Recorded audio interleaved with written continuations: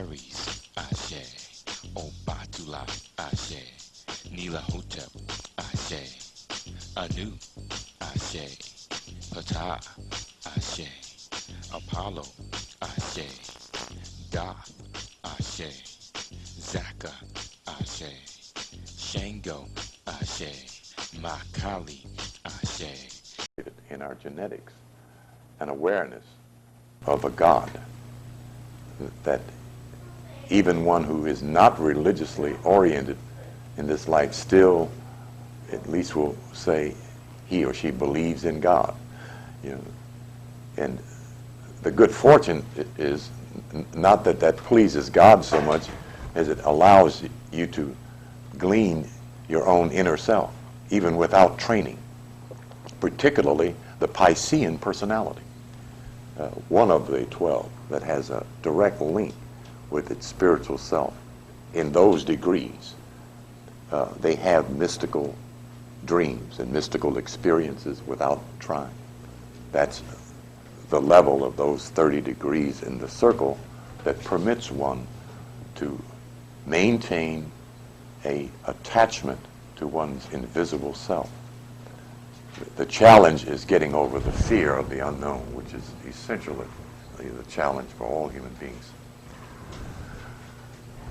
Briefly, redefining and restating the purpose of this group of ongoing lectures is to deal with the three missing keys of our culture: identity, self-knowledge, and self-revelation. And there's enough videotapes for anybody to start at that point of beginning with a fairly thorough input, so as not to be lost at any point of coming into this group of lectures.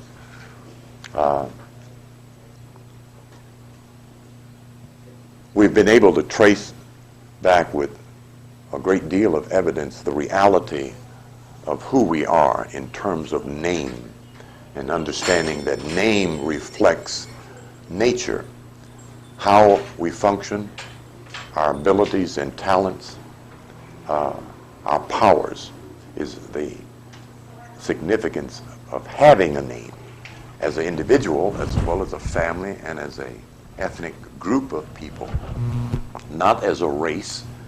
There is as a term, there is a human race. So the misconception of different races is a European input, not an African input. Though among the human race, there are certainly those that have performed in a very inhuman way, still doing likewise.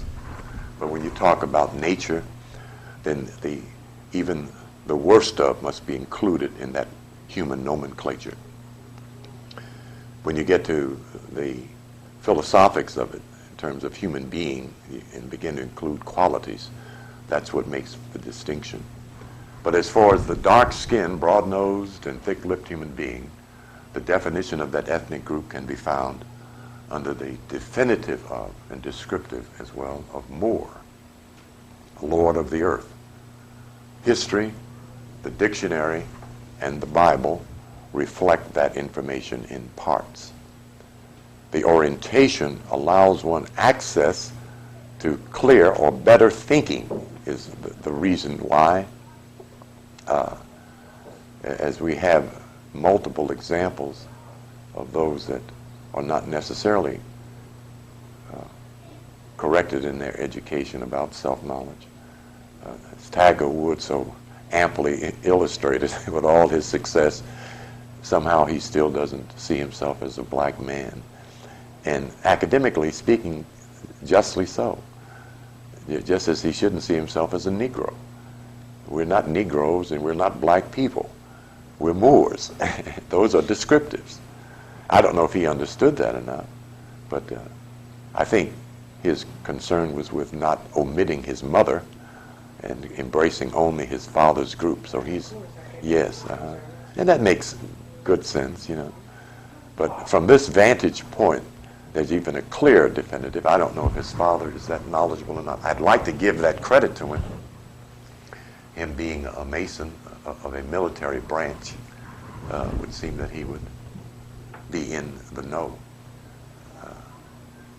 But we see a young boy who is orientated, has a level of balance in a period of time when our children are not losing their balance, they're not gaining it, you know. And their performance of how they're living their lives reflects the fact that they have absolutely no idea of who they are, and may not even know what they are. You know? So this going on here is to bring about a change in the thinking level of both our people and those European Americans who choose to orientate themselves to this science. And there are such that are doing so, both inside the secret orders as well as outside. Truth belongs to anyone who seeks it. The purpose here is to orientate those who are dark-skinned, broad-nosed, thick-lipped, and furrowed hair, and the various variations thereof. I always include that, though CMB didn't include that. But we're talking about genetics, and our genetics make all complexions of human beings. No other ethnic group can do that. There are jet black Chinese and jet black Japanese and jet black so-called American Indians. So we know where the strength is in our genetic coding. That's not for pride's sake. That's for awareness' sake. As I like to mention what Spirit gave me years ago, pride is knowledge is faith without knowledge. And is probably more disorientating than anything else because it allows the ego to swell. And when the ego is there, that's when you have the description of Iago in Shakespeare's play of Othello the Moor is about the psychology of dark-skinned, broad-nosed, thick-lipped people. The problem of paranoia, jealousy, and phobic fears, if you've ever heard or seen or read the play of Othello. This science of astrology, in its best presentation, again allows you to look from the correct perspective, inside out. Astronomy, as he's so amply demonstrating and quite thoroughly, is a look from the outside out. Okay? And as you gain more information, you find that we are made from inside out. We're made from top to bottom, from the brain to the loins.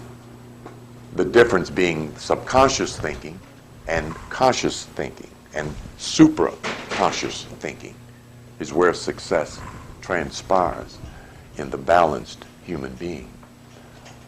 Astrology allows you the opportunity to discover your talents, abilities, and powers, the strength of your character, your endurance, your ability to maintain and to aspire, not to survive. We have done survival to death. Yeah, okay?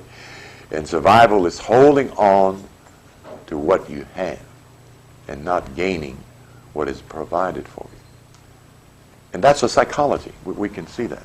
We are orientated to hang on, hold on. And one brother spoke to me on the elevator in my building and said, "How you doing, my brother?" I said, "Oh, I'm hanging in there." He said, "Wait a minute, brother. Ain't we done enough damn hanging?" I said, "Yeah, you're right, man. You're right." You know, and it's true. We've learned to hold on, hang in there from the generations of our ancestors who were obliged to hold on. The incarcerated black man as a, quote, slave, unquote, could do only hold on, hang in there, survive. And if it had not been for his mother, we would not be sitting here now. She is the bulwark of our strength of survival. Black Rage, a book written by two black psychiatrists, Hobbs and Greer, points this out very well.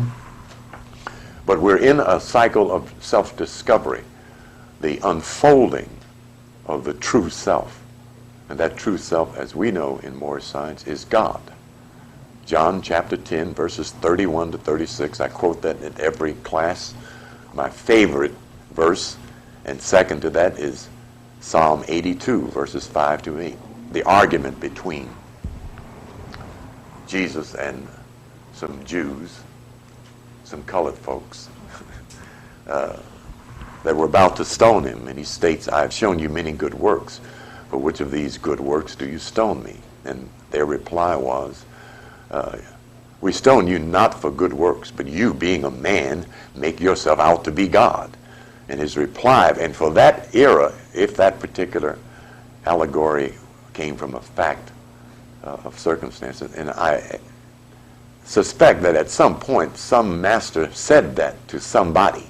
Does not your scriptures say that you are God's? And if your scriptures so read, they cannot be changed. Now that statement clarifies something important about joining a church to be saved, joining a religion to be saved. It says something about your given nature.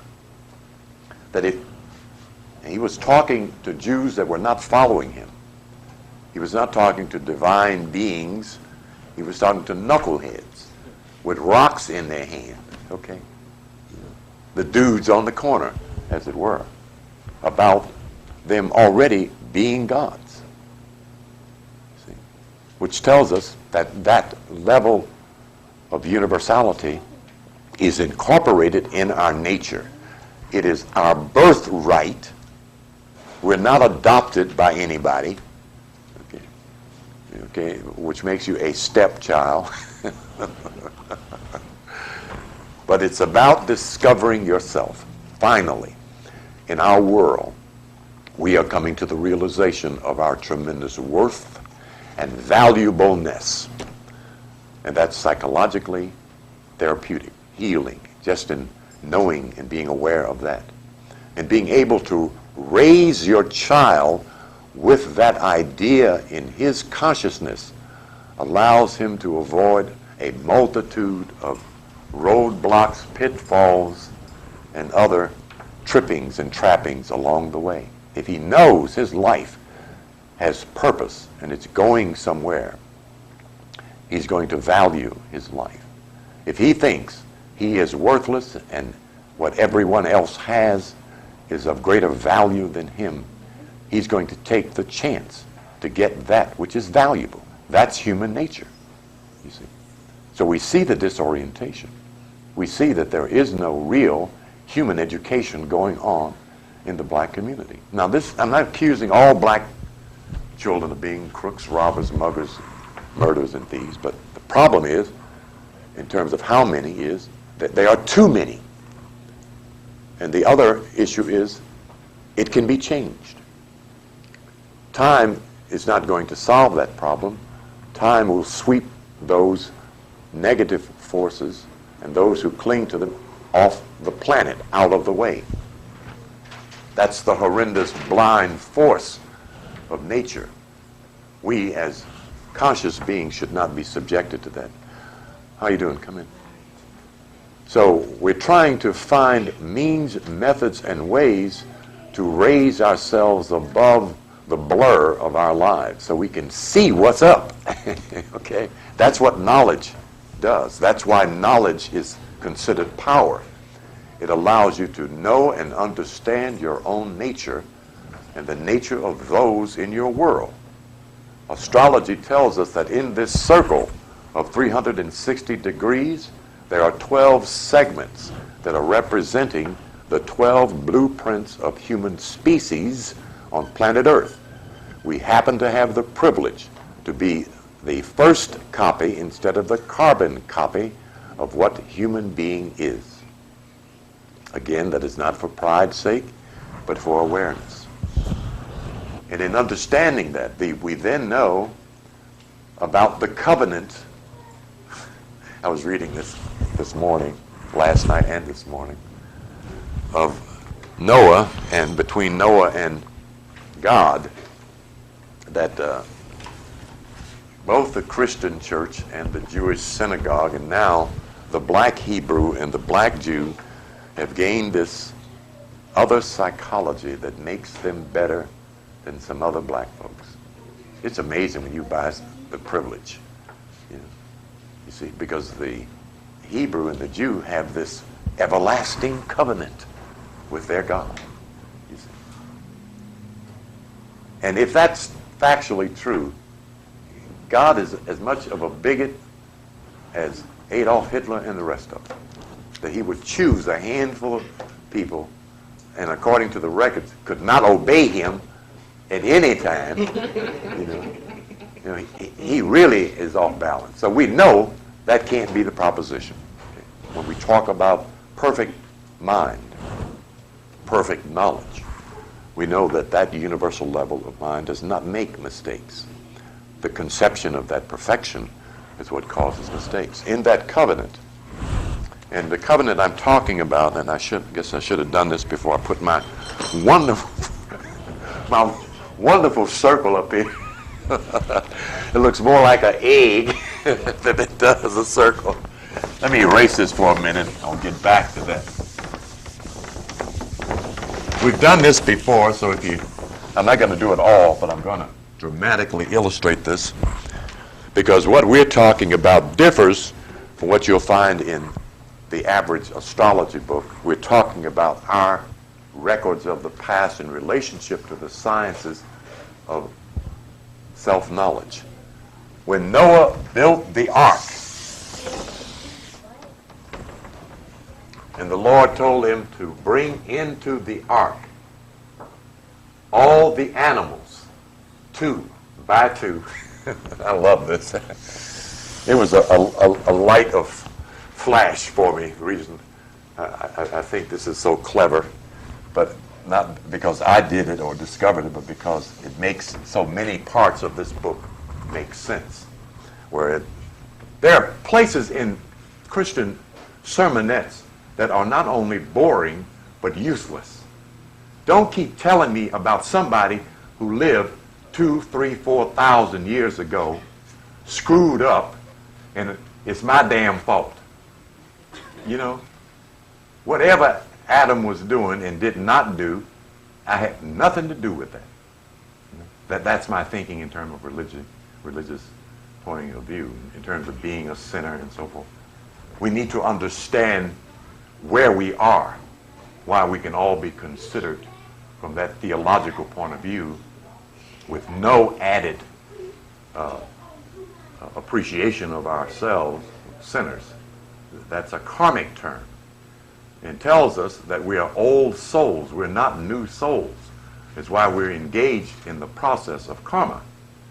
See, all have sinned and come short of the glory of God. You know, well, that's true. You can't get down here unless you come down here with some karma and acquire some karma. When you stand up on your feet and move one foot in front of the other, you're engaged in cause and effect. That is chitta, mistake, okay, until you're divinely guided. Those are 2 of the animals.